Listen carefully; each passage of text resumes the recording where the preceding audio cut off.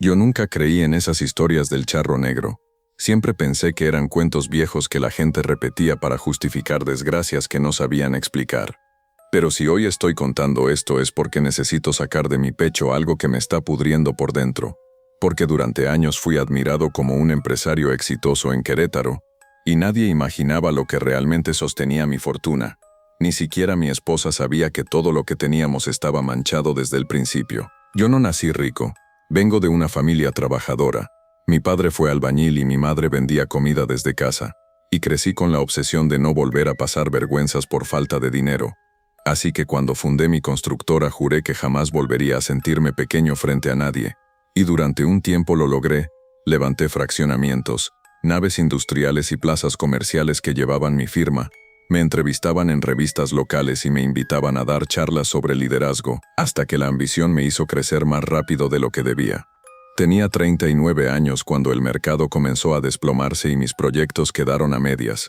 Los bancos endurecieron condiciones, los inversionistas exigían resultados imposibles y los permisos municipales empezaron a retrasarse por supuestas irregularidades que yo juraba no haber cometido.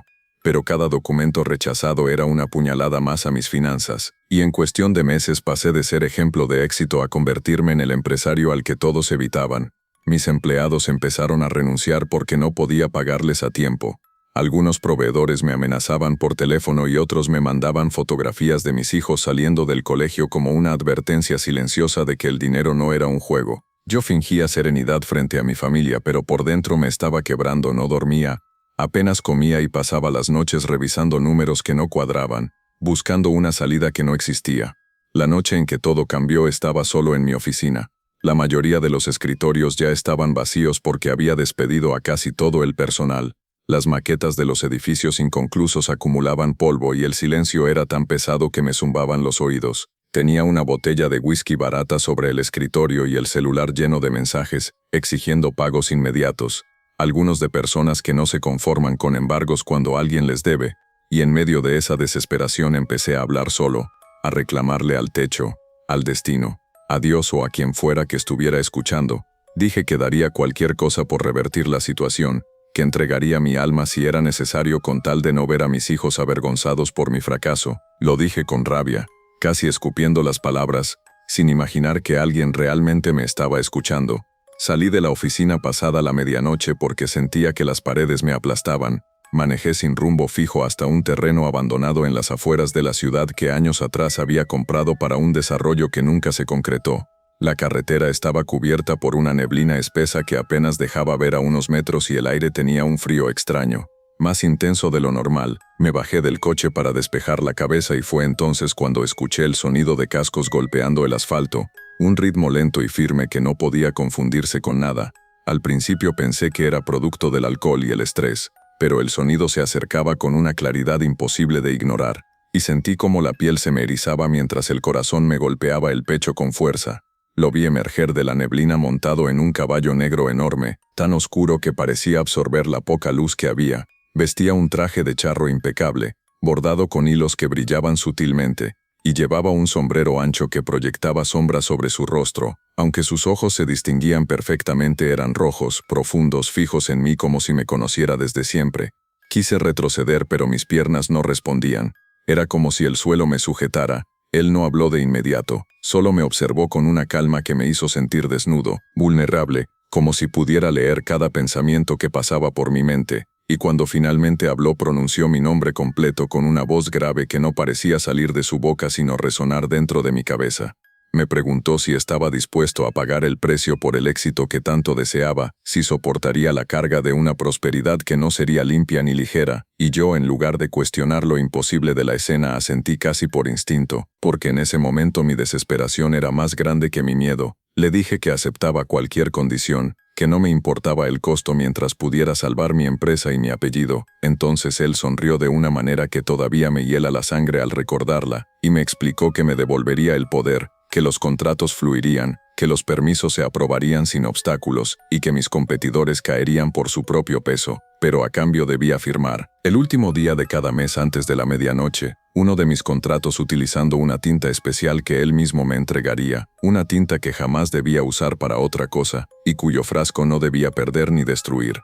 No habló de almas ni de muerte, solo dijo que si incumplía tomaría lo que considerara justo, y esa frase, tan ambigua y tranquila, me dio más miedo que cualquier amenaza explícita. Aún así extendí la mano, y él me entregó un pequeño frasco de vidrio lleno de una sustancia negra que parecía moverse por sí sola. Cuando lo toqué sentí un ardor intenso en la palma, como si me estuvieran marcando con hierro caliente, pero al mirar no había herida visible, solo una sensación pulsante que subía por mi brazo y se instalaba en mi pecho. Después de eso la neblina volvió a cubrirlo y el sonido de los cascos se fue alejando hasta que quedé solo otra vez en la carretera, con el frasco en la mano y la certeza de que nada volvería a ser igual. Al día siguiente comenzaron los milagros. Un proyecto que llevaba meses detenido recibió aprobación ambiental sin explicación. Un fondo extranjero ofreció invertir exactamente la cantidad que necesitaba para estabilizar mis cuentas, y un competidor que estaba a punto de ganar una licitación clave fue investigado por fraude fiscal y quedó fuera del proceso. Todo empezó a acomodarse con una precisión inquietante, como si una mano invisible moviera las piezas a mi favor, y aunque una parte de mí entendía que aquello no era normal, la otra parte se dejó seducir por la sensación de poder recuperar lo perdido.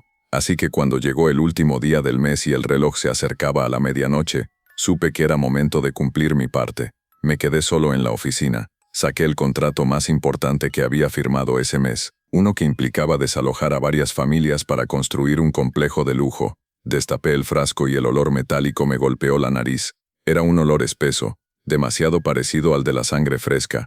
Dudé unos segundos, pero finalmente mojé la pluma en aquella tinta oscura y firmé mi nombre completo. En el instante en que terminé de escribir escuché un relincho lejano que hizo vibrar los cristales de la ventana. Sentí un escalofrío recorrerme la espalda y por un momento juré que alguien me observaba desde el reflejo del vidrio. Los meses siguientes fueron de crecimiento desmedido. Mi empresa no solo se recuperó, sino que duplicó su valor. Aparecí en entrevistas nacionales, compré propiedades y recuperé el respeto que había perdido. Y cada último día del mes repetía el ritual con la tinta negra mientras escuchaba siempre ese relincho distante que confirmaba que él seguía ahí vigilando. Hasta que empecé a notar. El mes en que casi no cumplo con la firma fue el mismo en que mi hijo mayor me preguntó por primera vez si todo lo que decían en redes sobre mí era cierto. Y esa pregunta me atravesó más fuerte que cualquier amenaza de los bancos o de mis acreedores, porque hasta ese momento yo había logrado separar mi vida familiar del pantano en el que estaba metido. Pero las cosas empezaban a filtrarse, rumores sobre accidentes sospechosos en obras de la competencia, incendios inexplicables y trabajadores que morían en circunstancias extrañas justo después de perder contratos frente a mi empresa. Y aunque nadie podía señalarme directamente, la gente comenzaba a murmurar que mi éxito era demasiado perfecto para ser limpio. Yo intenté ignorarlo, me repetía que los negocios son así, que siempre hay daños colaterales, pero cada vez que se acercaba el último día del mes, sentía un nudo en el estómago que no me dejaba respirar. Ese mes en particular había firmado un acuerdo enorme para desarrollar un complejo de departamentos de lujo en un terreno donde antes existía una colonia antigua llena de familias que llevaban generaciones viviendo ahí. El desalojo fue legal en papel, pero sucio en la práctica porque las indemnizaciones eran mínimas, y los abogados presionaron hasta el límite, y cuando llegó el día 30 yo tenía el contrato listo sobre el escritorio, el frasco de tinta negra al lado y el reloj marcando las 11:53 de la noche. Pero por primera vez dudé de verdad, porque esa mañana había visto a una mujer llorando frente a las vallas del terreno abrazando la puerta arrancada de lo que fue su casa, y esa imagen no se me iba de la cabeza. Miré el frasco y la tinta se movía más rápido que otras veces, como si estuviera inquieta, como si supiera que yo estaba pensando en fallar, y por un momento decidí no hacerlo. Cerré el cajón donde lo guardaba y me levanté del escritorio con la intención de irme, de romper el trato aunque no supiera exactamente cuál sería la consecuencia. Pero entonces las luces de la oficina comenzaron a parpadear, y el aire se volvió helado. Un frío que no provenía del aire acondicionado sino de algo más profundo, más antiguo. Escuché el sonido de cascos sobre el piso de concreto del estacionamiento subterráneo, lento, firme, acercándose, y sentí como el miedo me paralizaba. No lo vi entrar por la puerta, simplemente estaba ahí cuando levanté la mirada, reflejado en el vidrio del ventanal del piso 20, montado en su caballo imposible, suspendido en el aire como si la altura no significara nada para él. Su figura era más nítida que la primera vez. Los bordados de su traje parecían moverse como serpientes brillantes y sus ojos rojos estaban fijos en mí con una intensidad que me hizo bajar la cabeza por instinto. No dijo mi nombre esta vez, no hizo falta. Solo levantó una mano enguantada y señaló el escritorio donde estaba el contrato, y en ese gesto había una presión insoportable, una orden silenciosa que me oprimía el pecho. Intenté hablar, decirle que quería terminar el trato, que ya no necesitaba su ayuda, pero las palabras no salían. Mi garganta estaba seca y cuando logré susurrar algo apenas fue un sonido roto. Él inclinó ligeramente la cabeza y entonces escuché otro relincho, pero no venía de afuera sino de dentro de la oficina, detrás de mí, y cuando giré vi por un segundo la silueta de un caballo negro atravesando las paredes, dejando marcas oscuras en el yeso, marcas que parecían quemaduras con forma de herraduras humeantes. El reloj marcó las 11:59, y sentí un dolor agudo en la palma de la mano, exactamente donde había sentido el ardor la primera noche. Miré y esta vez sí había una marca visible, una especie de herradura incrustada en mi piel que empezaba a abrirse como una herida fresca. La sangre comenzó a gotear sobre el suelo, y cada gota que caía formaba pequeñas manchas que se movían solas, arrastrándose hacia el escritorio, hacia el contrato que yo me negaba a firmar. Entendí que el incumplimiento no era una opción sencilla, que el precio no sería solo económico ni simbólico. Desesperado tomé el frasco, lo destapé con manos temblorosas y la tinta saltó casi por sí sola hacia la pluma, como si tuviera voluntad propia. Firmé el contrato justo cuando el reloj cambió a medianoche, y en el instante en que la última letra quedó trazada, escuché un grito desgarrador que no provenía de la oficina sino de algún lugar lejano, pero reconocible. Era un grito humano, lleno de dolor, y supe sin necesidad de comprobarlo que alguien estaba pagando por mi cobardía, alguien cuya única culpa había sido interponerse en mi camino. Pensé que después de eso todo volvería a la normalidad, que el susto era parte de la presión para mantenerme obediente, pero me equivoqué, porque a partir de ese mes las consecuencias comenzaron a tocar mi puerta de una forma más directa. Uno de mis ingenieros más antiguos, un hombre que había trabajado conmigo desde el inicio, sufrió un accidente brutal en una de las obras, cayó desde el 10º piso aunque las medidas de seguridad estaban completas. Cuando fui al hospital a verlo lo encontré inconsciente, con el cuerpo destrozado y las piernas torcidas en ángulos imposibles, y mientras observaba su pecho subir y bajar con dificultad vi, reflejado en la pantalla del monitor cardíaco, la silueta del charro negro detrás de mí inmóvil observando. Esa noche el ingeniero murió desangrado por una hemorragia interna que ningún médico logró detener, y cuando regresé a mi casa encontré sobre mi escritorio el frasco de tinta negra. Aunque juraba haberlo dejado en la oficina, lo abrí y noté que el nivel había subido como si alguien lo hubiera rellenado, y entonces comprendí con un terror que me hizo vomitar que la tinta no era tinta, que cada firma estaba escrita con algo más espeso, más vital, que mi prosperidad se alimentaba literalmente de la sangre y la desgracia de otros. Intenté deshacerme del frasco, lo lancé contra el suelo del patio trasero con todas mis fuerzas, pero no se rompió. Intenté quemarlo y el fuego se apagó alrededor como si rechazara tocarlo. Lo arrojé a un contenedor de basura lejos de mi casa, y al día siguiente apareció nuevamente en el cajón de mi escritorio, intacto esperándome, y esa noche él volvió a presentarse, no como reflejo sino frente a mí, en mi propio jardín, montado en su caballo que pisaba el césped sin dejar marca, y me habló con una calma que me heló la sangre. Me dijo que el trato no terminaba cuando yo quisiera, que mientras disfrutara de la prosperidad que me había otorgado debía seguir firmando, que cada contrato sellado fortalecía un vínculo que no podía romperse con simple arrepentimiento. Le grité que no quería más, que se llevara todo, la empresa, el dinero, las propiedades, pero él respondió que lo material era solo la superficie, que lo que realmente estaba en juego era algo más profundo, algo que yo mismo había ofrecido aquella primera noche en la carretera.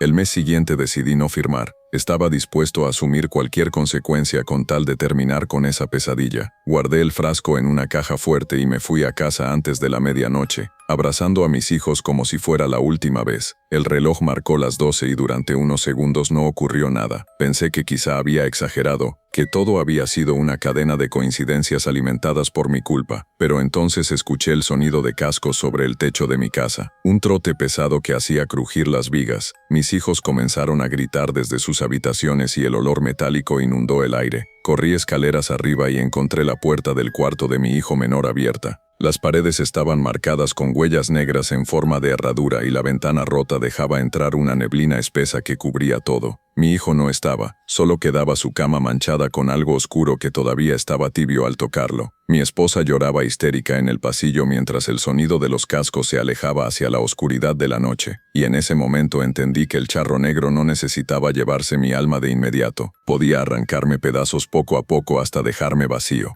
Volví a la oficina esa misma madrugada temblando, abrí la caja fuerte y saqué el frasco, la tinta.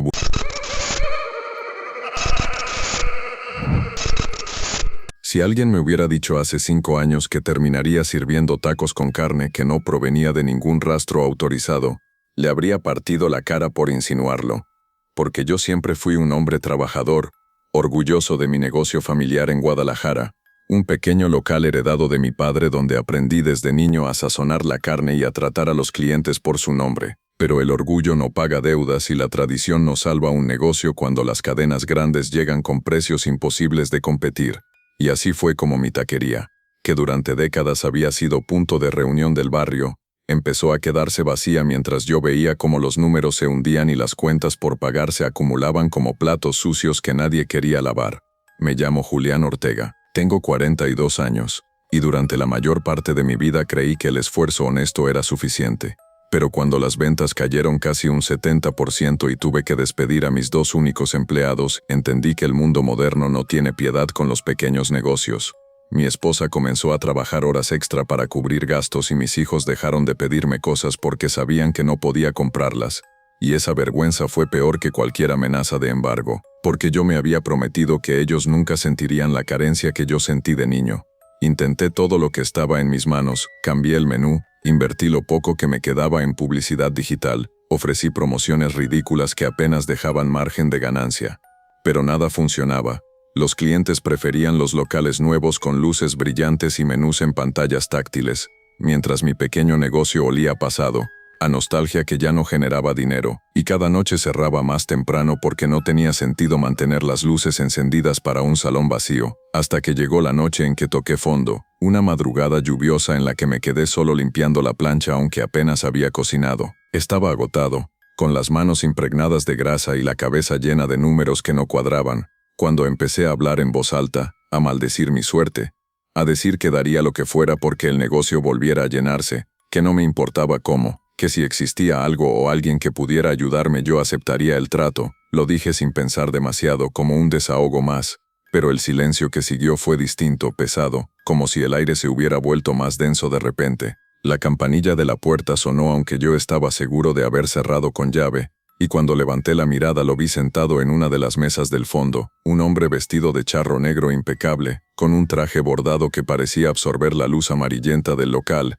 El sombrero cubría parte de su rostro, pero sus ojos brillaban con un tono rojizo que no parecía reflejo de nada. Mi primer impulso fue pensar que se trataba de algún cliente disfrazado o de una broma de mal gusto, pero la forma en que estaba sentado completamente inmóvil, con una presencia que llenaba el espacio, me hizo sentir un escalofrío que me recorrió la espalda. No recuerdo haberlo invitado a pasar ni haberle preguntado qué quería, simplemente me encontré frente a él sin saber en qué momento crucé el salón, y su voz fue lo primero que rompió el silencio, una voz grave, profunda, que no parecía salir solo de su boca sino resonar en las paredes. Me llamó por mi nombre completo y mencionó detalles de mi negocio que solo yo conocía, cifras exactas de mis deudas, fechas de pagos atrasados, incluso la cantidad que debía a un proveedor que me había dado plazo por lástima, y entonces entendí que no estaba frente a un cliente común.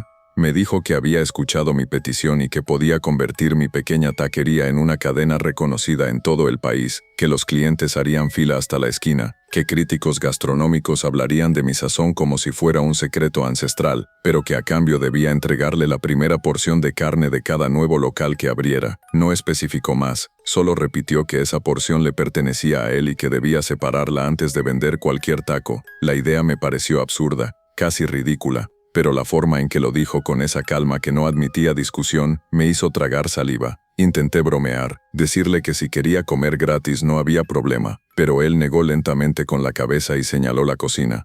En ese momento la plancha comenzó a chisporrotear sola, aunque no había nada sobre ella, y un olor metálico parecido al de la sangre fresca se mezcló con el aroma habitual de la carne. Sentí náuseas y miedo, pero también una chispa de esperanza enferma, porque si lo que prometía era cierto podría salvar mi negocio, podría devolverle dignidad a mi familia, y esa tentación fue más fuerte que el instinto de salir corriendo. Acepté sin estrechar su mano, sin firmar nada, solo asentí mientras él sonreía apenas. Luego se levantó y caminó hacia la puerta. La campanilla volvió a sonar, y cuando parpadeé ya no estaba. Corrí hacia la entrada y la calle seguía vacía bajo la lluvia, sin rastro de ningún caballo ni de ningún hombre vestido de charro. Pensé que tal vez estaba perdiendo la cordura por el estrés, pero al regresar a la cocina encontré sobre la mesa una pequeña bolsa de tela negra que no estaba antes.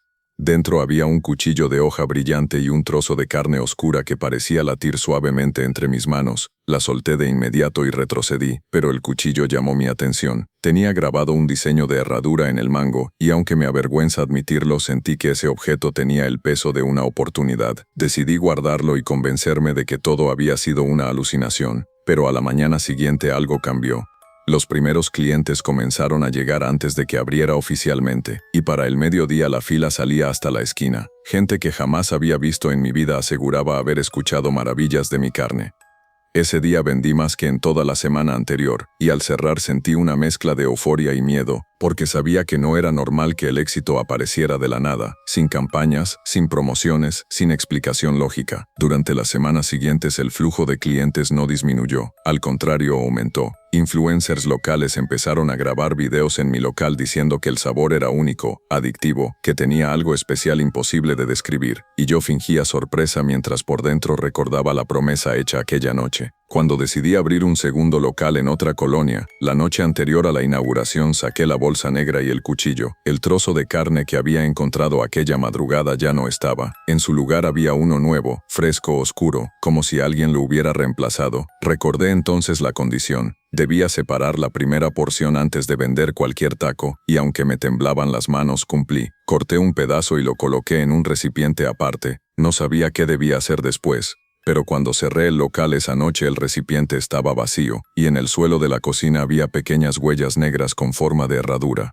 El segundo local fue un éxito inmediato, y con él llegaron más propuestas, inversionistas interesados en expandir la marca, proveedores ofreciendo precios especiales.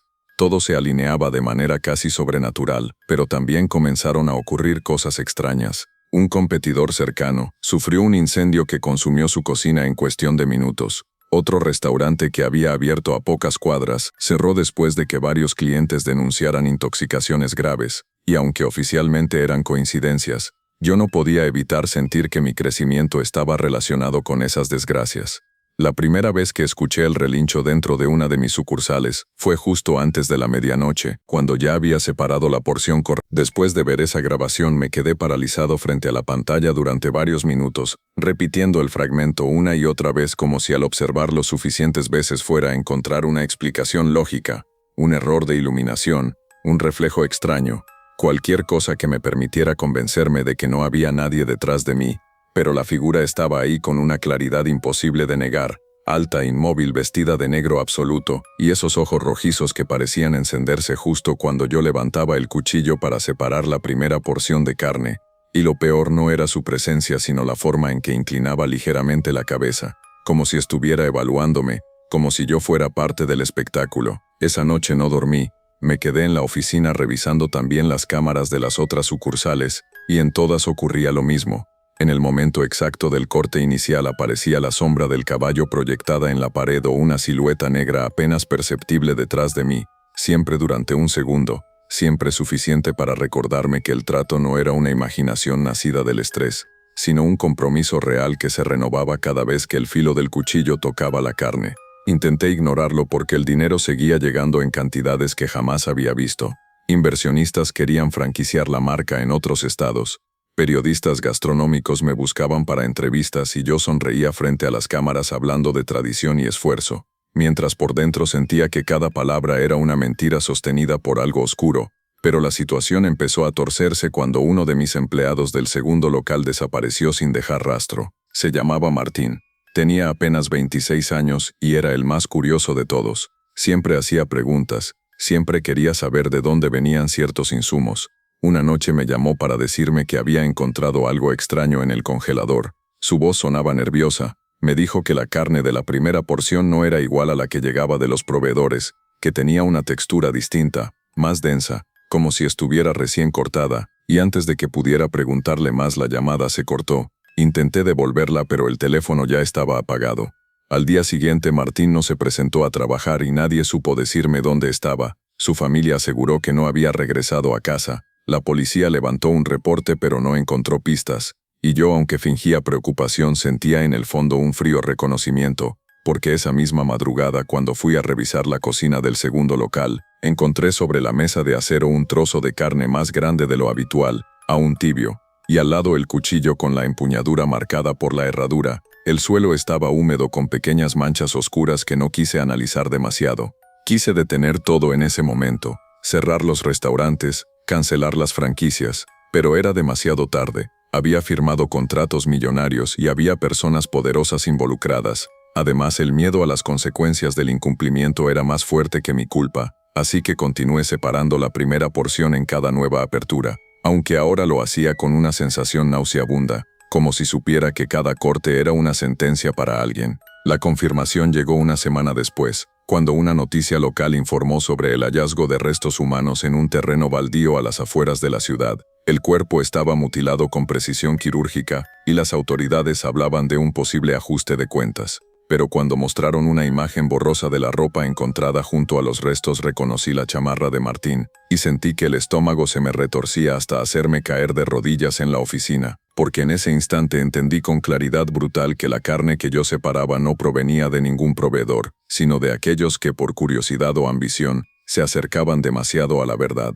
Esa noche él volvió a presentarse frente a mí, no como sombra ni como reflejo, sino sentado en una de las mesas del primer local después de cerrar, exactamente igual que la primera vez, con el traje impecable y el sombrero proyectando sombra sobre su rostro. Yo ya no intenté fingir sorpresa ni negación. Me acerqué con el cuchillo aún en la mano y le exigí explicaciones. Le pregunté qué estaba haciendo, de dónde salía la carne, por qué Martín había terminado así, y él solo sonrió con una calma que me resultó insoportable.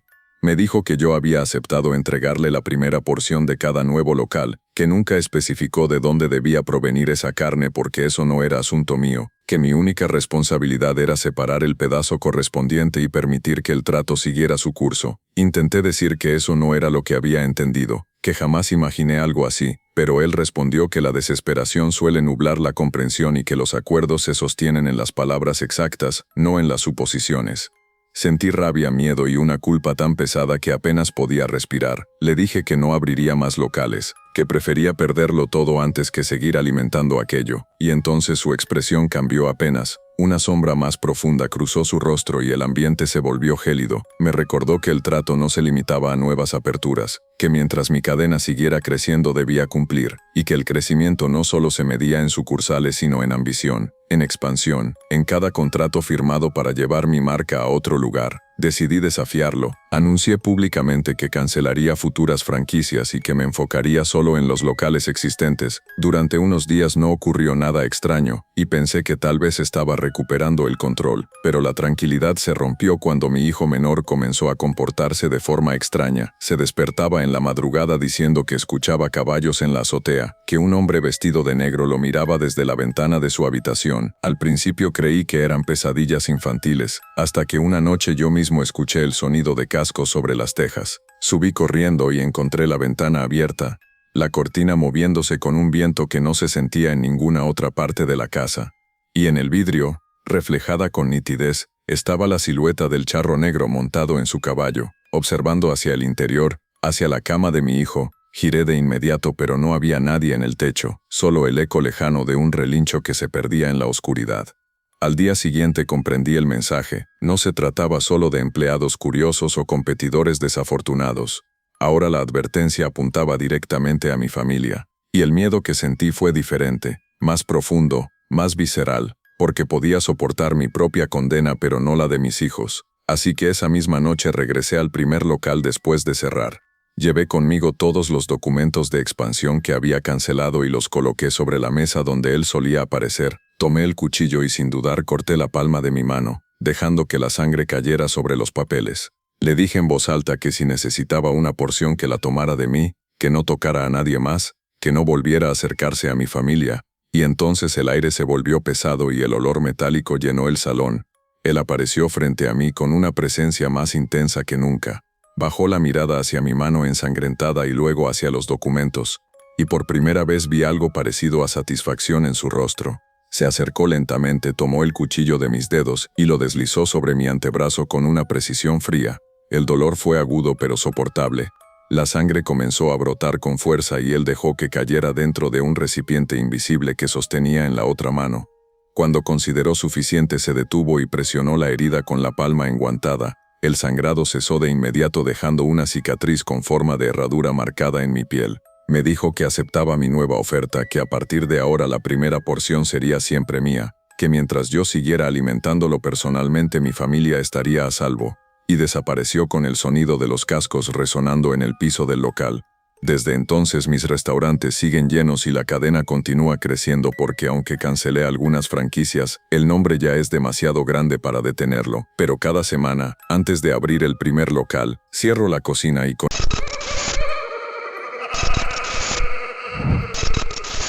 Yo pasé más de 15 años manejando tráiler por las carreteras de México, y si algo aprendí en ese tiempo es que el miedo se vuelve parte del oficio.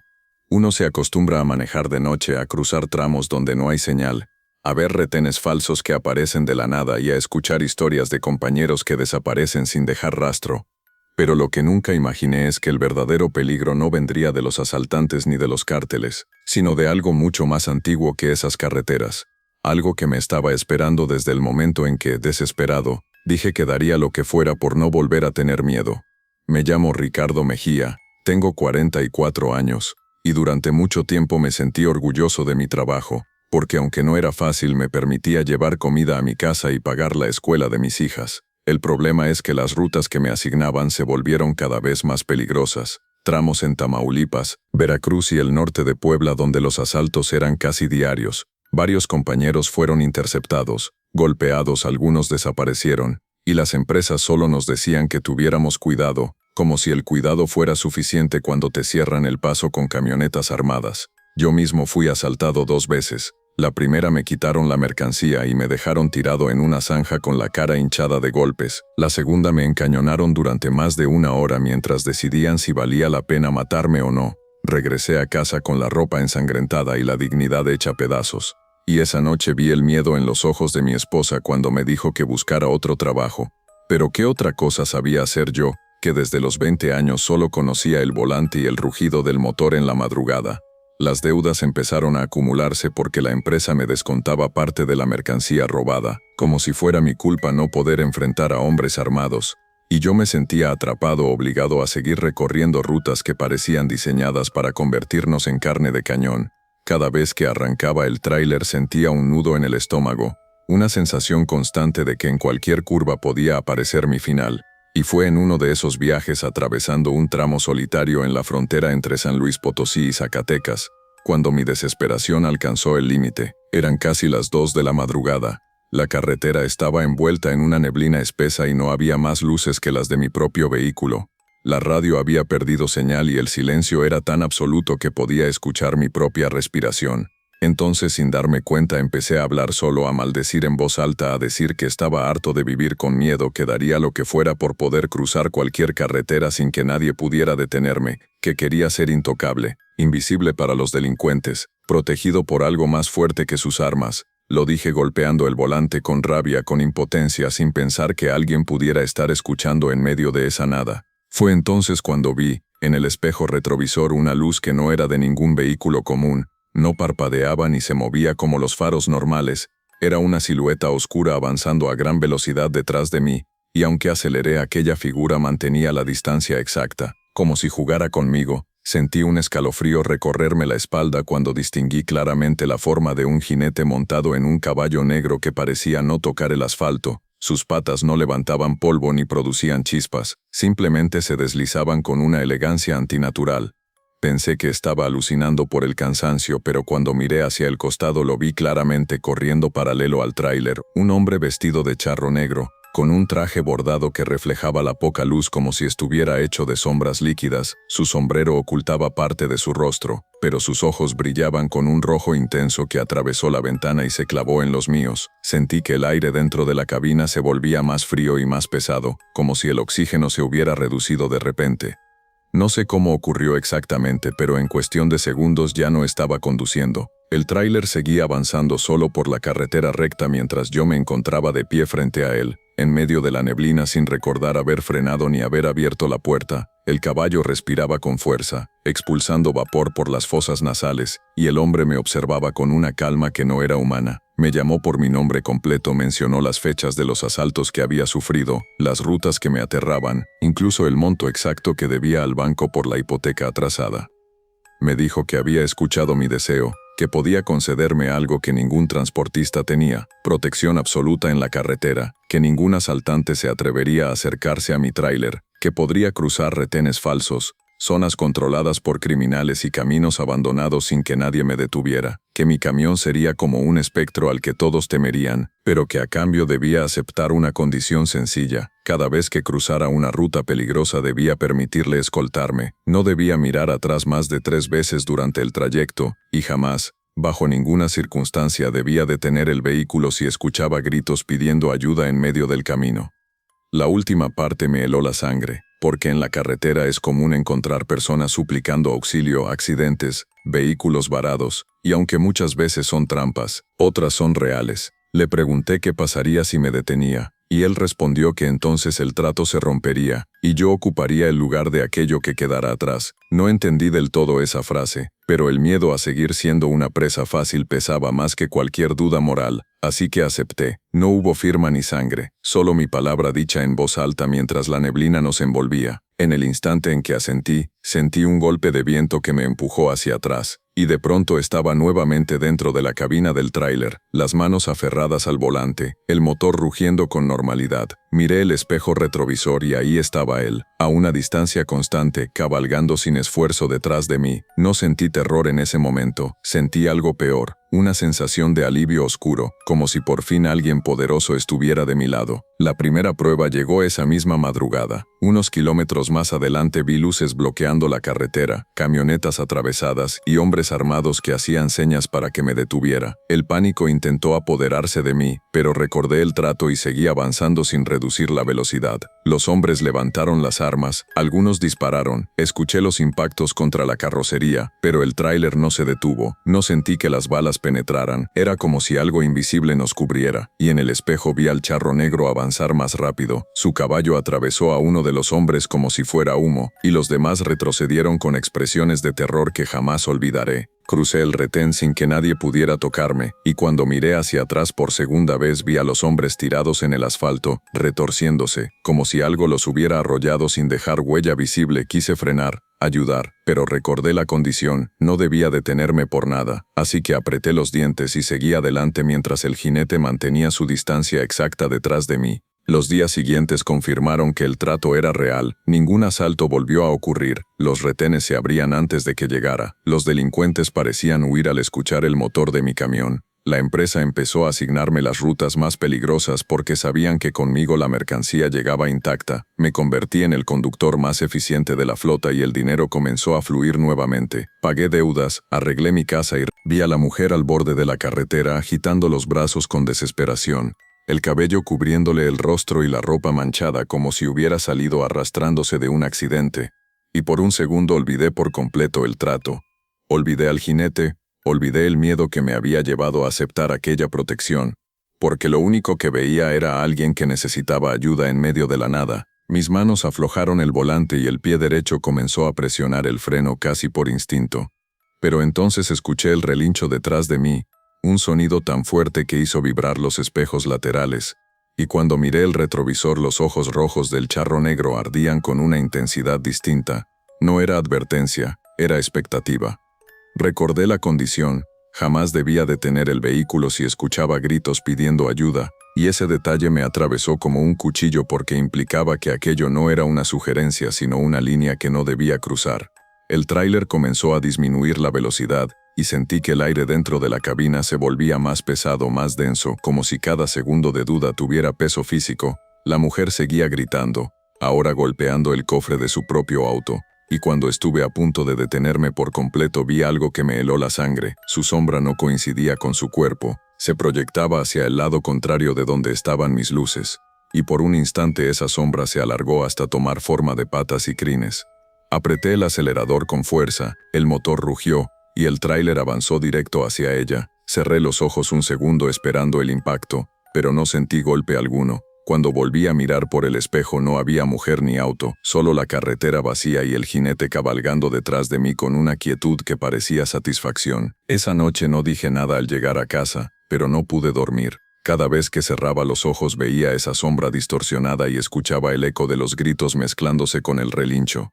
A partir de ese día algo cambió en las rutas. La protección seguía ahí. Nadie podía detener mi camión. Los asaltantes huían antes de siquiera acercarse, pero comencé a notar que los accidentes en carreteras cercanas a las mías se volvieron más brutales, más sangrientos. Imágenes de camiones volcados con conductores despedazados comenzaron a circular en grupos de transportistas. Algunos compañeros desaparecieron en tramos donde yo había pasado apenas minutos antes, y la coincidencia empezó a volverse imposible de ignorar. Una madrugada recibí una llamada de un amigo, Sergio, que conducía una ruta paralela a la mía. Me dijo que había escuchado historias raras sobre un tráiler al que nadie se atrevía a detener, un camión escoltado por algo que no era humano. Se rió nervioso al decirlo, pero luego su tono cambió y me confesó que esa noche sentía que alguien lo seguía, que veía una figura en su espejo que no podía explicar. Yo estaba a pocos kilómetros de él y sentí un escalofrío recorrerme la espalda, porque en mi propio retrovisor el charro negro seguía ahí constante, silencioso. Intenté tranquilizarlo. Le dije que no se detuviera por nada, que siguiera manejando hasta una zona iluminada, pero mientras hablábamos escuché gritos del otro lado de la línea, disparos, el ruido de cristales rompiéndose. Sergio comenzó a suplicar. Su voz se volvió aguda, desesperada, y luego todo se cortó en un silencio que me dejó helado. Miré el espejo y por primera vez el jinete no estaba detrás de mí. La carretera a mi espalda estaba vacía. Minutos después, al tomar una curva, vi luces intermitentes más adelante, patrullas y una ambulancia rodeando un tráiler volcado que reconocí al instante. Era el de Sergio. La cabina estaba aplastada como una lata, y el asfalto cubierto de algo oscuro que brillaba bajo las luces rojas. Sentí el impulso de detenerme, pero el miedo me empujó a seguir de largo, porque justo cuando pasé junto al accidente vi, reflejado en el metal retorcido, la silueta del charro negro montado sobre los restos del camión, observándome. Esa imagen me acompañó durante semanas, y empecé a comprender algo que no había querido aceptar. Mi protección no era gratuita. Cada vez que yo cruzaba una ruta sin ser tocado, alguien más absorbía la violencia que me estaba destinada, como si el peligro se redistribuyera y encontrara otra víctima para equilibrar el trato, y esa idea comenzó a carcomerme por dentro, porque significaba que mi seguridad estaba comprada con la sangre de otros conductores. Decidí poner fin al acuerdo, aunque no sabía cómo. Una noche estacioné el tráiler en medio de un tramo solitario y apagué el motor. La neblina comenzó a formarse casi de inmediato, como si lo hubiera invocado, y no tardó en aparecer frente a mí, bloqueando la carretera, el caballo negro erguido sobre sus patas traseras mientras él me miraba con esos ojos rojos que parecían brasas encendidas. Bajé de la cabina con las piernas temblorosas y le grité que no quería más protección, que prefería enfrentar a los asaltantes antes que seguir cargando con la culpa de cada muerte en la carretera. Él descendió lentamente del caballo. Sus botas no hacían sonido al tocar el asfalto, y cuando estuvo frente a mí, sentí un frío que me atravesó los huesos. Me recordó las palabras exactas del trato, que yo había pedido ser intocable, invisible al peligro, y que él solo había cumplido, que en ningún momento prometió que el peligro desaparecería, solo que no me alcanzaría. Intenté decir que renunciaba, que aceptaba las consecuencias, pero él sonrió apenas y señaló el tráiler detrás de mí. En ese instante escuché un estruendo metálico, como si algo golpeara la caja de carga desde adentro. Corrí hacia la parte trasera y abrí las puertas con manos temblorosas. Lo que vi me hizo retroceder con un grito ahogado. Dentro no estaba la mercancía que debía transportar, sino cuerpos destrozados, algunos con uniformes de otras compañías, otros con ropa ensangrentada, apilados como si fueran carga común. Sus rostros estaban congelados en expresiones de terror, y muchos tenían marcas profundas que parecían huellas de herraduras incrustadas en la carne. Cerré las puertas de golpe, jadeando, incapaz de procesar lo que había visto. Él se acercó lentamente y me dijo que esa era la deuda acumulada, que cada ruta cruzada sin daño había dejado un saldo pendiente que ahora viajaba conmigo, que si quería romper el trato debía ocupar el lugar de esa carga. Sentí que el suelo se desmoronaba bajo mis pies, porque comprendí que no había salida limpia, solo intercambio. La neblina comenzó a envolvernos, y el sonido de cascos resonó a mi alrededor. Ya no uno solo, sino varios, como si decenas de caballos invisibles giraran en círculo. Miré hacia la cabina del tráiler y vi mi propio reflejo en el parabrisas, pero no estaba solo. Detrás de mí se alzaba la figura del charro negro, y por primera vez entendí que el trato siempre estuvo diseñado para terminar así. Intenté correr, pero mis piernas no respondían. Una fuerza invisible me arrastró hacia la parte trasera del camión. Las puertas se abrieron solas y sentí manos frías sujetándome desde adentro, manos que pertenecían a aquellos que habían muerto en las rutas que yo había cruzado intacto. Me jalaban con desesperación, con rabia, y mientras luchaba escuché la voz del jinete diciendo que la protección absoluta tenía un precio absoluto. Caí dentro de la caja y las puertas se cerraron de golpe. Quedé en la oscuridad total rodeado de cuerpos que empezaron a moverse, a susurrar mi nombre, a tocarme con dedos rígidos y fríos. El tráiler arrancó sin que nadie estuviera en la cabina. Sentí el movimiento y comprendí que ahora yo era la carga, que otro conductor ocuparía mi lugar en la carretera mientras yo viajaba en la parte trasera, acumulando la...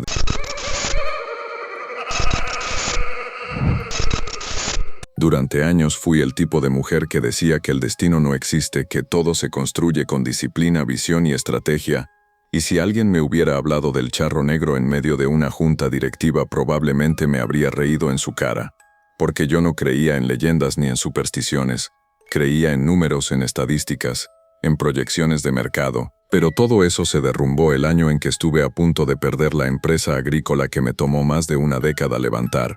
Y cuando la quiebra dejó de ser una posibilidad lejana para convertirse en una amenaza real, entendí que la desesperación puede romper cualquier lógica. Me llamo Valeria Montiel, tengo 36 años y soy ingeniera agrónoma. Fundé mi propia empresa de exportación de berries en Jalisco cuando apenas tenía 26. Empecé con un par de hectáreas rentadas y un equipo mínimo, pero con trabajo constante logré contratos internacionales, certificaciones orgánicas y una reputación impecable en el mercado, hasta que tomé la peor decisión de mi carrera, invertir casi todo el capital en una expansión masiva justo antes de una temporada devastada por plagas y sequías inesperadas. Los cultivos se arruinaron, los envíos se cancelaron y los inversionistas comenzaron a retirarse uno por uno. En cuestión de meses pasé de aparecer en revistas de negocios como ejemplo de emprendimiento femenino a recibir llamadas de abogados que hablaban de embargos y demandas. Mi nombre empezó a sonar en el sector como advertencia de lo que sucede cuando alguien crece demasiado rápido. Yo fingía firmeza frente a mis empleados, pero por dentro estaba desmoronándome.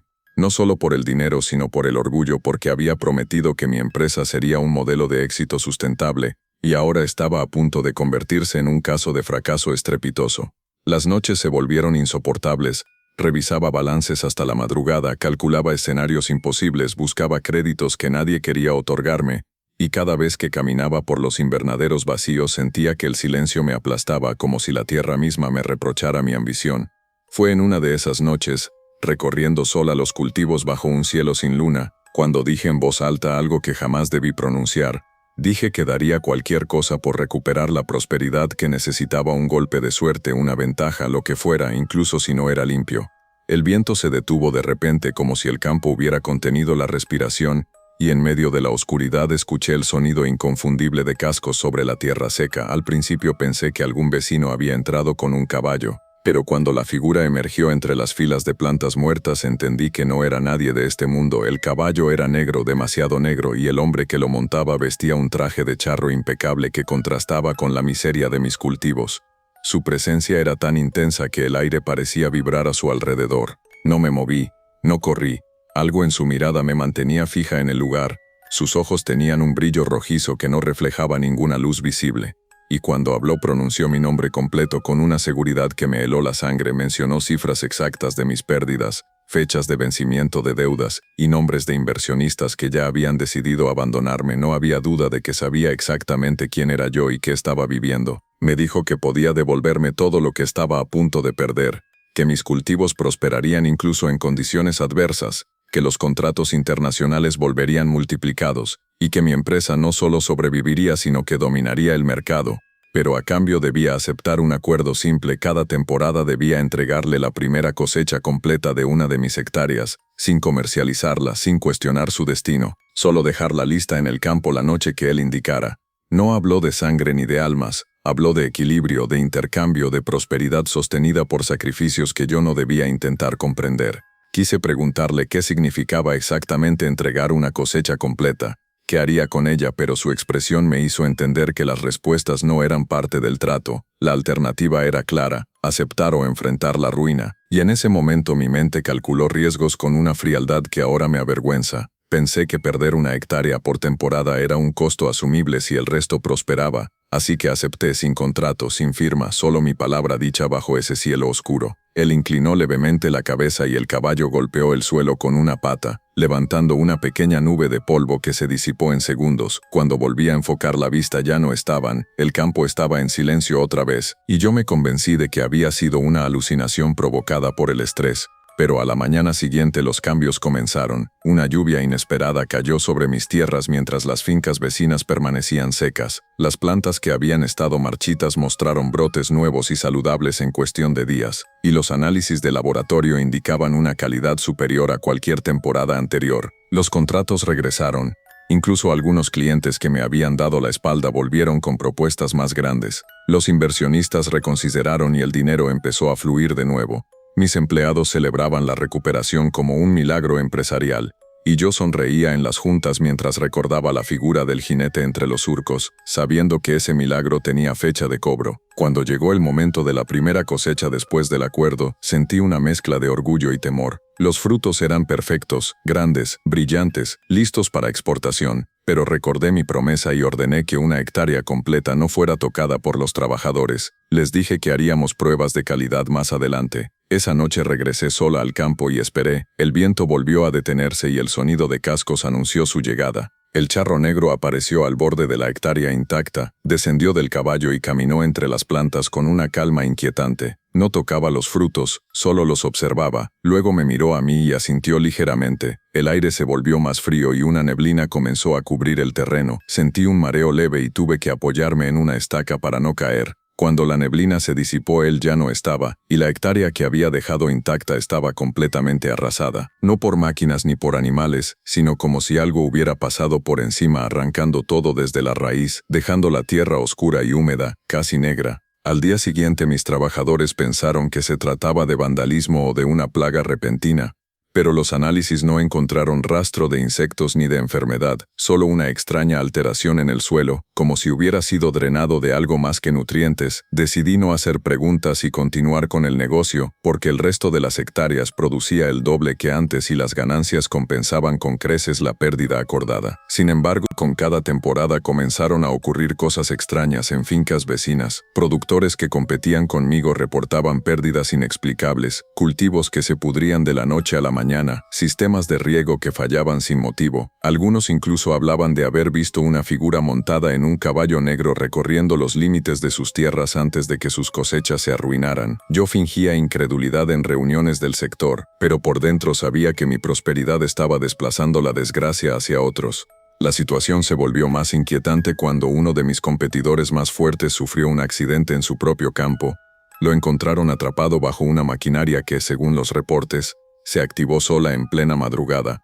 Murió desangrado antes de que pudieran auxiliarlo, y esa misma semana firmé el contrato más grande en la historia de mi empresa, un acuerdo que me posicionaba como líder indiscutible en la exportación de berries en la región. Empecé a sentir que el trato no se limitaba a una hectárea por temporada, que había algo más moviéndose detrás de los números y los contratos, algo que equilibraba mi ascenso con la caída de otros. Y la confirmación llegó una noche en que decidí recorrer los campos sin aviso. Cuando vi esa expresión en su rostro entendí que algo había cambiado, que la simple entrega de una hectárea por temporada ya no era suficiente, y aunque no pronunció palabra, el aire a mi alrededor se volvió tan denso que apenas podía respirar. El caballo avanzó unos pasos más entre las plantas cargadas de fruto y noté que, a medida que pasaba, las hojas se oscurecían ligeramente. Como si una sombra invisible absorbiera su vitalidad, quise hablar, preguntarle qué significaba aquello, pero mi voz se quedó atrapada en la garganta. Él levantó una mano enguantada y señaló hacia el extremo norte del terreno, la zona más productiva de toda la finca, aquella que había salvado mi empresa del colapso total. Esa noche no ocurrió nada más. Desapareció igual que siempre, envuelto en una neblina que parecía surgir de la misma tierra, pero me dejó una certeza clavada en el pecho. La siguiente entrega no sería voluntaria ni limitada a un área acordada. El trato estaba evolucionando y yo no sabía hacia dónde. Al día siguiente convoqué a una reunión con mis encargados de campo. Intenté convencerme de que todo podía explicarse con plagas, con cambios climáticos, con sabotaje industrial, cualquier cosa menos lo que mi intuición me gritaba. Sin embargo, mientras hablábamos, uno de los supervisores entró pálido diciendo que algo extraño estaba ocurriendo en el sector norte. Salí corriendo hacia los cultivos, y lo que vi me hizo sentir un vértigo insoportable. Las plantas de esa zona estaban inclinadas hacia el centro como si algo las hubiera aplastado desde arriba, formando un círculo perfecto. No había huellas humanas ni marcas de maquinaria, solo la tierra removida, y en el centro exacto, una serie de impresiones profundas con forma de herradura que parecían quemadas en el suelo. Los frutos en esa área tenían un brillo anormal, casi húmedo, como si estuvieran cubiertos por una película oscura. Ordené que nadie tocara esa parte hasta analizarla, pero esa misma noche los sensores de riego comenzaron a fallar en cadena. Los sistemas eléctricos se apagaron sin explicación y una tormenta se formó exclusivamente sobre mi propiedad, mientras las fincas vecinas permanecían bajo un cielo despejado. La lluvia cayó con violencia durante horas, y cuando finalmente cesó el sector norte estaba completamente devastado, no solo arrasado como en las entregas anteriores, sino hundido como si la tierra se hubiera abierto para tragar algo desde abajo. Los trabajadores murmuraban que aquello no era natural, que habían escuchado relinchos entre el ruido de la tormenta.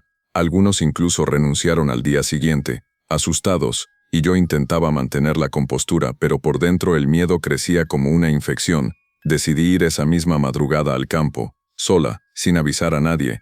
Necesitaba enfrentarlo, exigirle explicaciones, entender qué estaba reclamando realmente. El viento volvió a detenerse en cuanto puse un pie en el terreno hundido, y la neblina emergió lentamente desde el cráter oscuro. Él apareció en el borde, montado en su caballo, mirándome con una serenidad que resultaba insoportable. Esta vez habló antes de que yo pudiera hacerlo. Me dijo que la prosperidad no puede mantenerse con sacrificios estáticos, que el equilibrio exige escalas crecientes, que mi ambición había crecido, y por lo tanto la ofrenda debía crecer también. Sentí que la sangre me abandonaba el rostro cuando comprendí que no se refería solo a tierra o cosechas.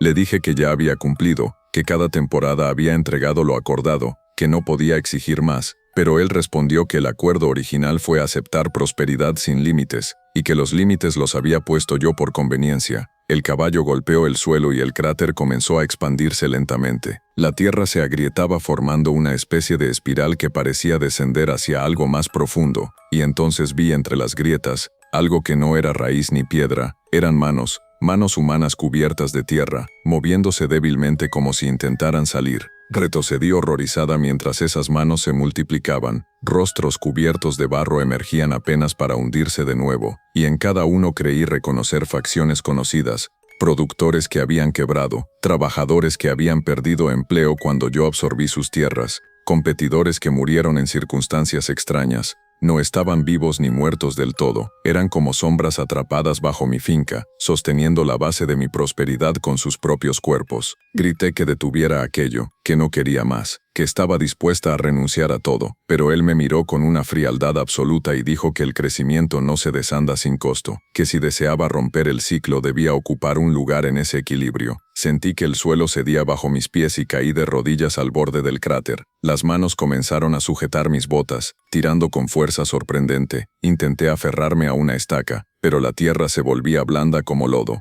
En ese momento entendí la verdadera naturaleza del trato. No se trataba de entregar cosechas, sino de sostener un sistema donde mi éxito desplazaba la ruina hacia otros hasta que la deuda acumulada reclamara algo equivalente, y ahora esa equivalencia era yo. El caballo se acercó al borde y su respiración caliente me rozó el rostro mientras las manos subían por mis piernas, dejándome marcas frías y húmedas que ardían como quemaduras. No sé de dónde saqué la fuerza, pero logré soltar una bota y liberarme parcialmente, arrastrándome hacia atrás mientras la tierra intentaba cerrarse sobre mí. Grité que aceptaba una última condición, que si debía pagar lo haría, pero que dejara en paz a mis empleados y a mi familia. Él inclinó ligeramente la cabeza como si evaluara mi oferta. El cráter dejó de expandirse y las manos comenzaron a hundirse lentamente, aunque sus dedos aún rozaban mis tobillos. Me dijo que aceptaba una modificación, que a partir de esa temporada no entregaría una hectárea ni parte de mi tierra, sino algo más directo. Cada contrato nuevo que firmara, cada expansión, cada aumento en mis ganancias, estaría ligado a una porción de mi propia vida. No especificó cómo se cobraría, solo dijo que el cuerpo siempre encuentra formas de pagar lo que la ambición promete. Y antes de que pudiera preguntar más, el cráter se cerró con un sonido sordo, como un suspiro profundo de la tierra.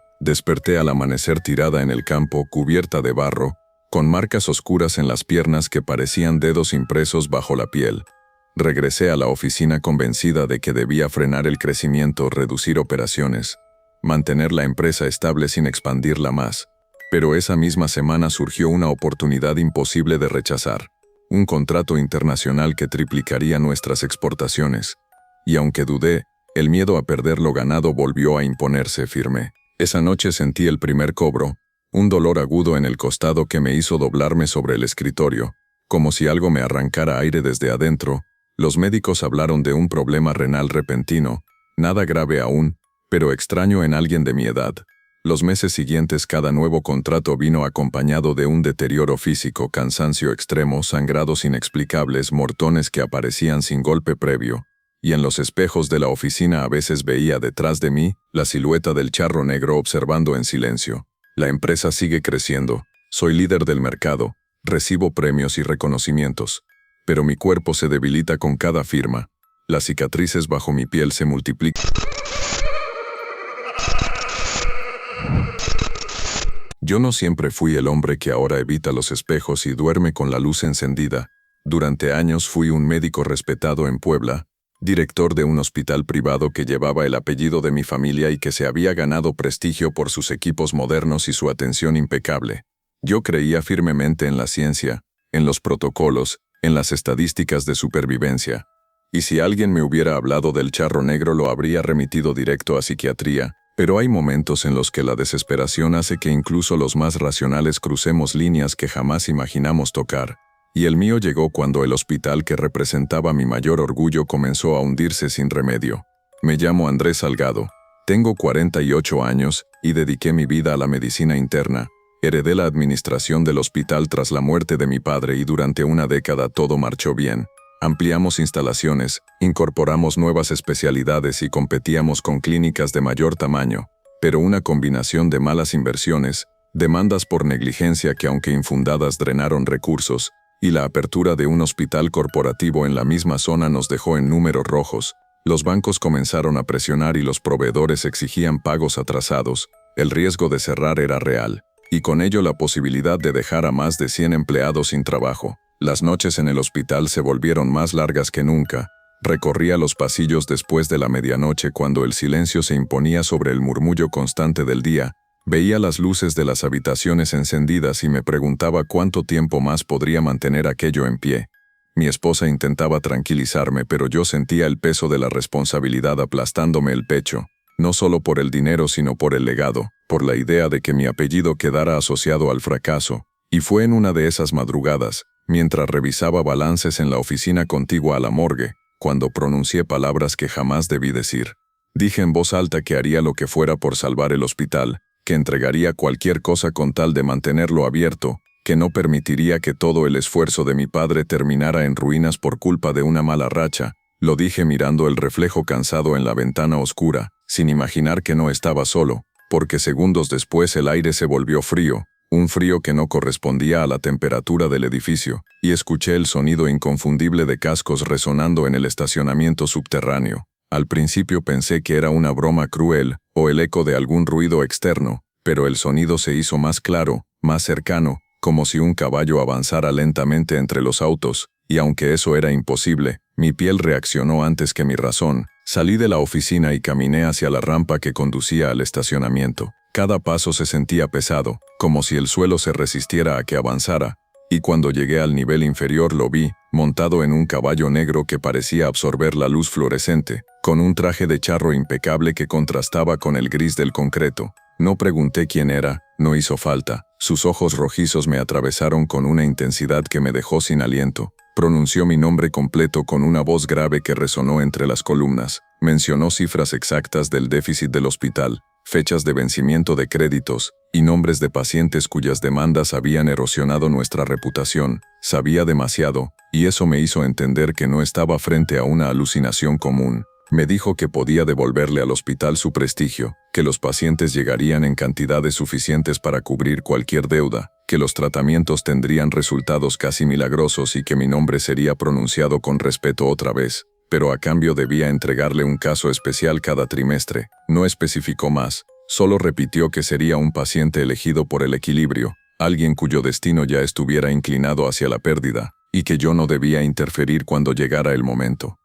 La frialdad con la que habló de vidas humanas me revolvió el estómago. Intenté decir que era médico, que mi deber era salvar a todos, pero él respondió que salvar y perder son partes del mismo ciclo, que yo había pedido prosperidad sin límites, y que toda prosperidad necesita compensación. Miré alrededor buscando cámaras de seguridad, alguna explicación lógica, pero el estacionamiento estaba vacío y silencioso. El caballo no dejaba huellas en el polvo, solo una sombra más oscura que el resto. La alternativa era clara: aceptar o ver cómo el hospital cerraba en cuestión de meses, y en ese momento pensé en los empleados, en las enfermeras que dependían de ese sueldo, en los pacientes que perderían acceso a nuestros servicios, y esa racionalización fue suficiente para convencerme de que tal vez un caso por trimestre no cambiaría el panorama general. Tal vez se trataría de pacientes terminales, de situaciones inevitables. Me aferré a esa idea como a un salvavidas, y acepté. No hubo firma ni documento, solo mi palabra pronunciada en ese estacionamiento frío. Él inclinó ligeramente la cabeza y el caballo golpeó el suelo con una pata. El sonido resonó como un eco profundo, y en un parpadeo la figura comenzó a desvanecerse en una neblina que no debería existir bajo techo. Cuando el aire volvió a la normalidad me quedé solo, convencido de que el estrés me había llevado a un episodio psicótico, pero a la mañana siguiente comenzaron los cambios. Pacientes que habían considerado otros hospitales regresaron con nosotros. Los tratamientos comenzaron a mostrar resultados inusualmente rápidos. Cirugías complejas se resolvían sin complicaciones.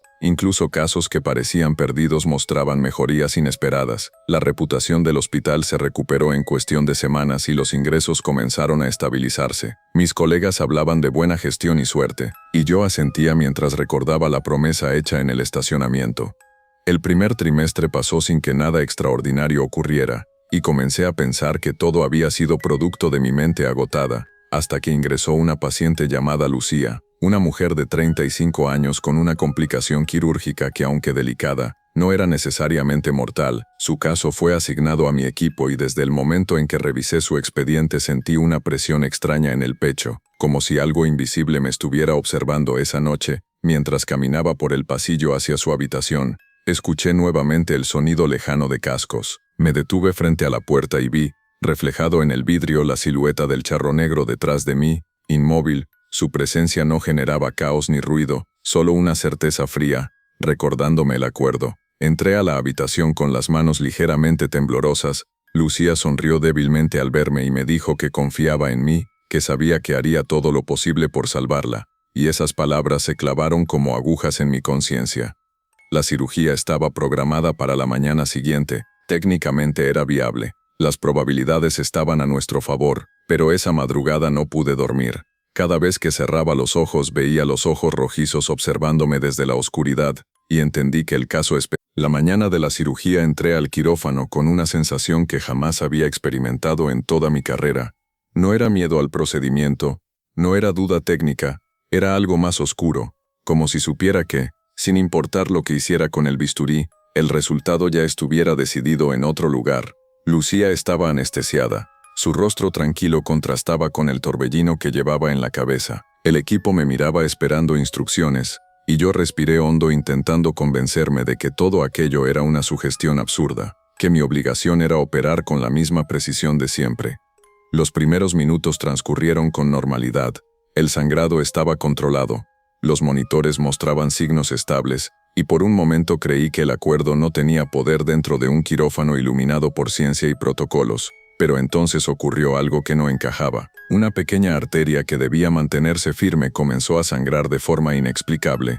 No era un corte nuevo, era como si el tejido se estuviera deshaciendo bajo mis instrumentos. Pedí más succión, más presión. Intenté cauterizar, pero el sangrado aumentaba sin razón aparente. El anestesiólogo me miró confundido. Los valores comenzaron a descender lentamente y sentí que el aire en la sala se volvía más frío. No era imaginación. Vi cómo el vapor salía de mi propia respiración bajo las luces quirúrgicas. Y en el reflejo metálico de una de las lámparas distinguí la silueta del charro negro detrás de mí, quieto, observando cada movimiento de mis manos. En ese instante comprendí que no se trataba de un error técnico sino de una exigencia. Intenté salvarla con todo lo que sabía. Trabajé durante más de 2 horas luchando contra un sangrado que no obedecía a la lógica médica, pero al final los monitores emitieron ese sonido plano que ningún médico olvida jamás. El corazón de Lucía se detuvo y, aunque iniciamos maniobras de reanimación, algo dentro de mí sabía que era inútil. El caso especial había sido cobrado. Me retiré los guantes manchados de sangre con una sensación de derrota que iba más allá del fracaso profesional. Era la certeza de haber permitido que algo externo decidiera por encima de mi juramento. El hospital, sin embargo, prosperó como nunca. La muerte de Lucía fue catalogada como una complicación inevitable. Las estadísticas globales seguían siendo excelentes y los ingresos continuaron aumentando. Cada trimestre llegaba un nuevo caso que, aunque inicialmente parecía manejable, terminaba torciéndose de forma inexplicable, pacientes que se descompensaban de la nada, órganos que fallaban sin causa aparente, hemorragias que ningún manual explicaba, y siempre la presencia silenciosa reflejada en alguna superficie metálica recordándome que el equilibrio exigía su parte.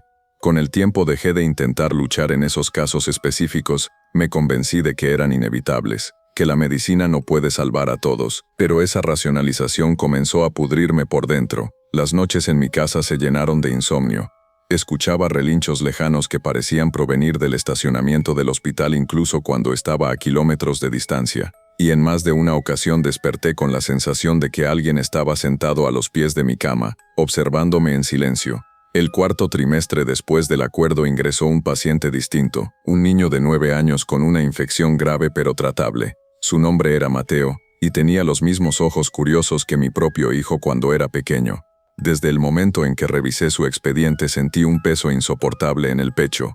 Esa noche no hubo necesidad de reflejos ni sombras para entender que él era el siguiente caso especial. Lo supe por el frío que recorrió el pasillo cuando pasé frente a su habitación y por el sonido de cascos que resonó justo debajo del suelo. Me negué a aceptarlo. Por primera vez decidí que no permitiría que el trato se cumpliera. Reuní al mejor equipo, revisé cada protocolo, me aseguré de que no hubiera margen de error. Estaba dispuesto a enfrentar cualquier consecuencia, pero no iba a entregar a un niño. Cuando entré al quirófano sentí la tensión en cada músculo de mi cuerpo. La cirugía comenzó estable, pero a mitad del procedimiento las luces parpadearon, algo que jamás ocurría en nuestro hospital. El generador de respaldo falló durante segundos eternos, y en esa oscuridad escuché claramente el relincho, fuerte, resonando dentro de la sala. Cuando la luz volvió, los monitores mostraban una caída abrupta en la frecuencia cardíaca. Intenté reanimarlo. Pedí más medicación, más soporte, pero era como si su cuerpo estuviera siendo drenado de energía desde adentro. En el acero pulido de la mesa vi el reflejo del charro negro inclinarse sobre el pequeño cuerpo, y por primera vez escuché su voz dentro de mi cabeza, no en mis oídos, sino en mis pensamientos, recordándome que el trato no admite excepciones. Grité que no lo permitiría, y en un acto desesperado retiré mis manos de la intervención, como si al negarme pudiera romper el vínculo. Durante un segundo todo quedó en silencio absoluto. Los monitores dejaron de emitir sonido, el equipo me miró confundido, y entonces el corazón de Mateo volvió a latir con fuerza. Los valores se estabilizaron y logramos terminar el procedimiento sin más complicaciones. Salí del quirófano con las piernas temblorosas pero con una chispa de esperanza. Había desafiado el acuerdo y el niño seguía vivo. Esa esperanza duró exactamente hasta la madrugada siguiente, cuando recibí una llamada urgente del hospital. Corrí hasta allí pensando en una recaída de Mateo, pero al llegar encontré el estacionamiento acordonado. Ambulancias y policías rodeaban la entrada. Mi esposa y mi hijo habían sufrido un accidente camino a visitarme. Un camión sin frenos los embistió de frente a pocas calles del hospital. Mi esposa murió en el acto y mi hijo estaba en estado crítico dentro del mismo edificio donde yo había salvado a otro niño. El mundo se me vino abajo. Entendí con una claridad brutal lo que significaba ocupar el lugar de aquello que quedara atrás. Corrí hacia la sala de emergencias y vi a mi hijo conectado a máquinas, pálido, frágil, y en el reflejo de la pantalla del monitor estaba él, el charro negro, observando con esa calma insoportable.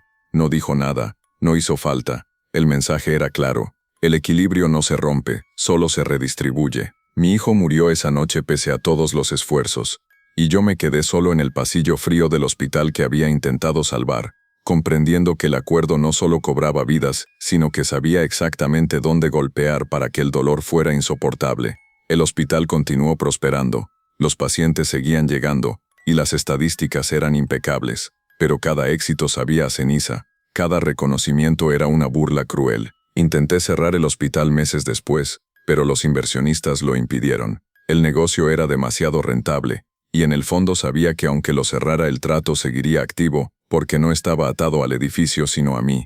Ahora camino por los pasillos y a veces veo figuras en las esquinas, sombras que no pertenecen a este mundo, escucho cascos resonando bajo el piso y siento miradas clavadas.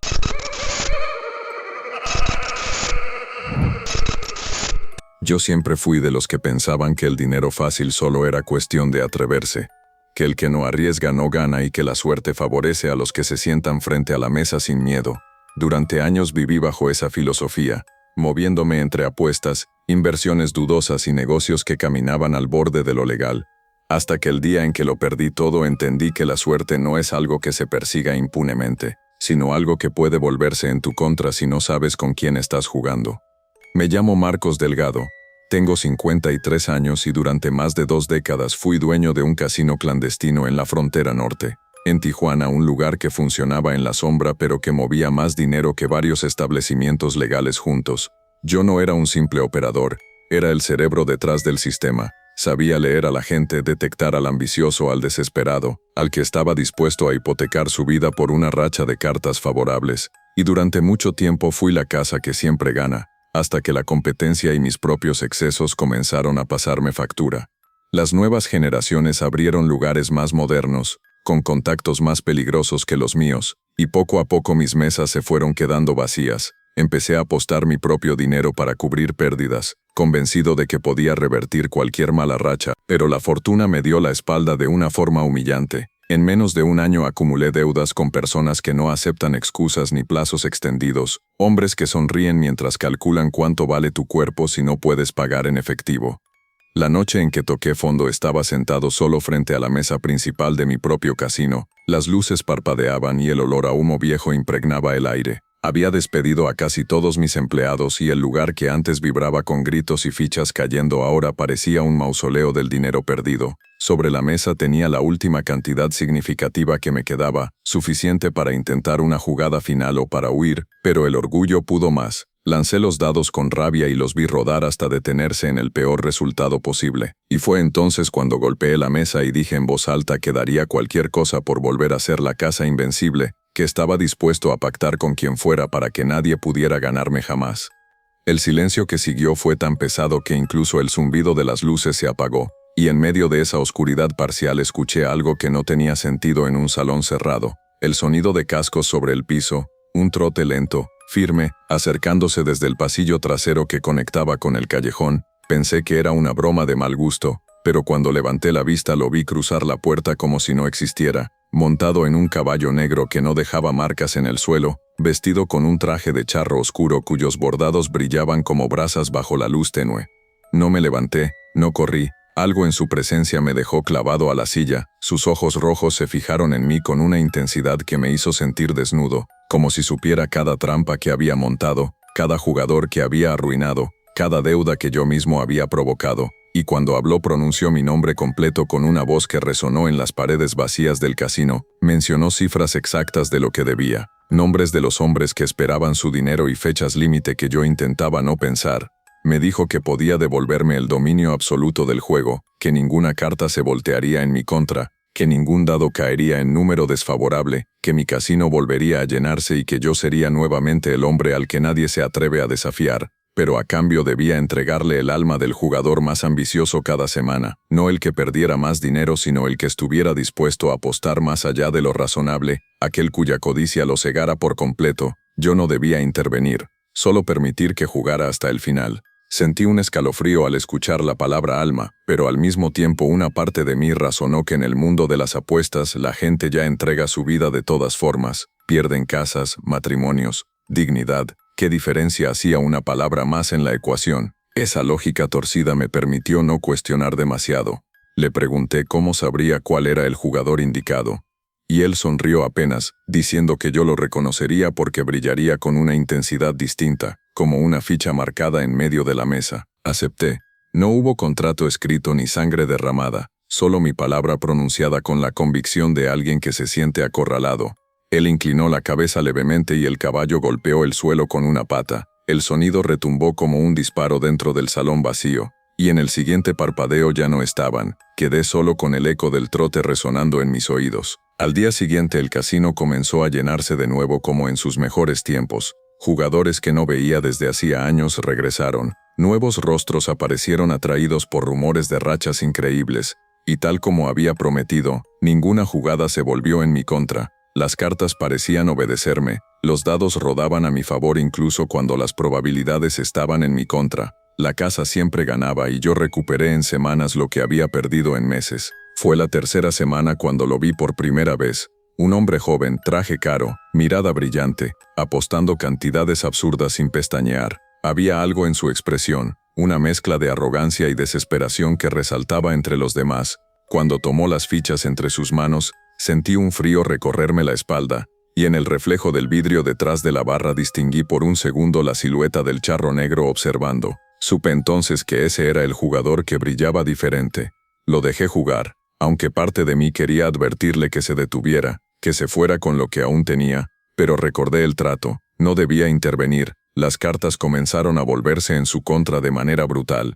Perdió una mano, luego otra más, cada vez apostando el doble con la esperanza de recuperar lo perdido. Su rostro pasó de la confianza a la desesperación en cuestión de horas. Y cuando finalmente apostó todo lo que le quedaba en una sola jugada, supe que el momento había llegado. Ganó por un segundo, o al menos eso creyó cuando vio las cartas sobre la mesa, pero antes de que pudiera celebrar, la última carta giró ligeramente como movida por una brisa invisible, cambiando el resultado a mi favor. El silencio cayó sobre el salón, y él quedó paralizado mirando las fichas que ya no le pertenecían. No gritó, no protestó. Simplemente se levantó y caminó hacia la salida con pasos lentos, como si algo tirara de él desde el callejón. Esa noche no volví a verlo, y al día siguiente supe por rumores que había desaparecido. Su familia lo buscaba, pero nadie sabía dónde estaba. No hubo cuerpo, no hubo despedida, solo una ausencia que se sumó a la lista de historias oscuras del lugar. Y aunque el negocio seguía prosperando, cada semana aparecía un nuevo jugador con ese brillo particular en la mirada. Y cada semana, después de perderlo todo, desaparecía sin dejar rastro. Intenté convencerme de que era coincidencia, que en este mundo la gente desaparece por deudas y malas decisiones, pero una madrugada, al cerrar el casino, escuché el sonido de cascos resonando dentro del salón vacío. El aire se volvió más frío, y vi cómo las fichas sobre la mesa principal comenzaban a moverse solas, formando una especie de círculo perfecto, y en el centro de ese círculo apareció una sombra más oscura que el resto. Una sombra que levantó. Cuando vi aquella sombra alzarse desde el centro del círculo de fichas, supe que el trato había cruzado una línea que yo no había previsto. Ya no se trataba únicamente de atraer jugadores ambiciosos y dejarlos perder hasta que algo invisible los reclamara. Ahora la presencia en el salón era más densa, más cercana, como si el charro negro ya no se conformara con observar desde el reflejo de un vidrio, sino que estuviera midiendo directamente mi propia ambición, evaluando cuánto brillaba yo bajo las luces del casino. El aire se volvió tan frío que pude ver mi respiración formarse frente a mí. Las luces comenzaron a parpadear y el sonido de los cascos resonó con más fuerza. No provenía del callejón ni del pasillo trasero, venía del interior mismo del salón, como si el caballo caminara entre las mesas, aunque yo no veía nada más que sombras deformándose sobre las paredes. Las fichas empezaron a caer una por una al suelo, formando un camino que conducía hacia la mesa principal, la misma donde yo había perdido mi última jugada antes de pactar. No quise acercarme, pero mis pies se movieron solos. Cada paso resonaba en el silencio absoluto, y cuando llegué frente a la mesa vi algo que me dejó sin aliento. Las cartas estaban acomodadas como si una partida estuviera en curso, y en el asiento opuesto al mío había una silueta sentada, oscura e inmóvil, con el sombrero delineado contra la luz tenue. No necesitaba verlo con claridad para saber quién era. El charro negro había tomado lugar frente a mí como si por fin hubiera decidido jugar en persona. No habló de inmediato, Solo extendió una mano enguantada hacia la baraja y comenzó a repartir cartas con una calma aterradora. Una para él, una para mí, una para él, una para mí. El sonido del cartón deslizarse sobre el paño verde parecía amplificado. Cada roce era un latido más en mi pecho. Quise decir que el trato no incluía que yo jugara, que mi papel era ser la casa, no el jugador, pero las palabras se ahogaron cuando levantó la mirada y sus ojos rojos se clavaron en los míos. Su voz resonó dentro de mi cabeza más que en el aire, recordándome que cada trato evoluciona según la ambición del que lo firma, que durante semanas yo había disfrutado no solo de la recuperación económica sino del poder de ver caer a otros, que había empezado a buscar activamente a los más desesperados, a provocarlos, a incitarlos a apostar más de lo que podían pagar, y que esa codicia había comenzado a brillar más que la de cualquier cliente. Comprendí entonces que el jugador más ambicioso ya no estaba sentado frente a mí, sino que era yo mismo. Intenté levantarme, pero el asiento parecía adherido a mi cuerpo. Mis manos se posaron sobre las cartas sin que yo lo decidiera.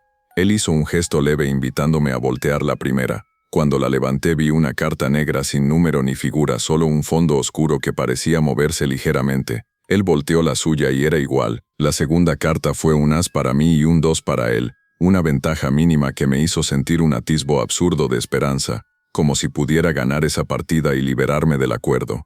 A medida que avanzaba el juego, las cartas comenzaron a mostrar imágenes que no correspondían a ninguna baraja normal. En una de ellas vi el rostro del joven empresario que desapareció la tercera semana. En otra el de un hombre mayor que había apostado su casa. Sus ojos me miraban desde el cartón con expresión vacía, y cada vez que una de esas cartas aparecía en mi mano sentía un pinchazo en el pecho. Como si algo me extrajera aire lentamente, él seguía impasible, volteando cartas con precisión absoluta. La última ronda llegó cuando ambos teníamos frente a nosotros 5 cartas abiertas. Las suyas mostraban figuras humanas borrosas, las mías rostros que reconocía con claridad, hombres y mujeres que habían pasado por mi casino y nunca regresaron. Comprendí que no estaba jugando por dinero sino por algo mucho más definitivo. Él me hizo una señal para que levantara la última carta. Mis dedos temblaban al tocarla, y cuando la giré vi mi propio rostro dibujado sobre el fondo oscuro pálido con los ojos hundidos y una expresión de terror congelada. Sentí que el suelo desaparecía bajo mis pies. Quise apartar la carta pero esta parecía pegada a mis dedos. El charro negro volteó la suya y en ella también estaba mi rostro, pero con los ojos cerrados como si ya no respirara. Entendí que no había combinación posible que me permitiera ganar, porque el resultado no dependía del azar sino del equilibrio que él había decidido imponer. La casa que siempre gana estaba destinada a perder cuando su ambición superara la de sus clientes. El sonido de los cascos retumbó con fuerza y el salón comenzó a deformarse. Las mesas se alargaban, las luces se apagaban una a una y el suelo parecía inclinarse hacia un punto central bajo la mesa de juego. Intenté correr pero mis piernas no respondían. Las fichas que habían caído al suelo comenzaron a rodar hacia mí, apilándose alrededor de mis pies como si quisieran enterrarme. El charro negro se levantó lentamente de su asiento y dio la vuelta a la mesa hasta quedar detrás de mí. Sentí su mano enguantada posarse sobre mi hombro, fría como metal, y su voz susurró que el trato siempre tuvo una cláusula final, que cuando ya no hubiera jugadores más ambiciosos que el dueño, la deuda recaería directamente sobre él, que cada alma entregada era solo una ficha en una partida más grande, y que ahora yo era la apuesta principal. Quise gritar, suplicar, ofrecerle el casino entero, pero las palabras se deshicieron en mi garganta. El suelo bajo mis pies se abrió como una trampilla invisible y caí en una oscuridad espesa. Mientras caía escuchaba el eco de los cascos alejándose y el murmullo de voces superpuestas. Reconocí algunas. Eran los jugadores desaparecidos. Susurraban mi nombre con una mezcla de rabia y burla. Sentí que algo tiraba de mis brazos y mis piernas, manos invisibles que me arrastraban hacia un espacio donde no había luz ni tiempo, solo el sonido constante de dados rodando y cartas barajándose en la penumbra. No sé cuánto tiempo llevo aquí, en este lugar que no es exactamente un infierno ni una tumba, sino una especie de salón interminable donde las mesas se extienden hasta perderse en la oscuridad, sentado frente a jugadores que no tienen rostro, obligado a repartir cartas que siempre me condenan a perder. Cada vez que una partida termina escucho el relincho lejano y siento que algo de mí se desgarra, como si mi esencia se fragmentara en fichas que caen sobre el paño verde. A veces, en momentos de claridad fugaz, veo el mundo exterior a través de un reflejo. Mi antiguo casino sigue funcionando. Otros hombres ocupan mi lugar, y en las noches más silenciosas se escucha el sonido de cascos en el callejón. Sé que alguien más está a punto de hacer el mismo trato, alguien desesperado por recuperar lo perdido, y cuando eso ocurre siento que el círculo se estrecha un poco más a mi alrededor. Ahora entiendo que nunca fui la casa que siempre gana, solo fui una ficha más en una partida mucho más antigua, y mientras las cartas sigan girando y la ambición humana brille bajo las luces de cualquier mesa de juego, el charro negro seguirá cabalgando entre las sombras, esperando al siguiente jugador que crea que puede negociar con la suerte sin convertirse él mismo en la apuesta final. Gracias por ver mis historias, espero que te hayan puesto los pelos de punta. Si te gustó el video, no olvides suscribirte, dejar tu comentario y compartirlo con alguien que se atreva a escucharlo de noche. Nos vemos en la próxima historia.